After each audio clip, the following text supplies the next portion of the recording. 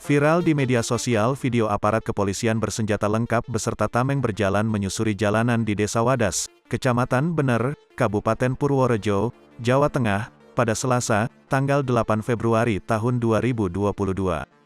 Kepala Bidang Hubungan Masyarakat Kepolisian Daerah Jawa Tengah Kombes Pol M. Iqbal Al-Kudusi mengatakan kehadiran petugas itu untuk mendampingi tim Badan Pertanahan Nasional, BPN, dalam rangka pengukuran lahan pembangunan proyek Bendungan Bener.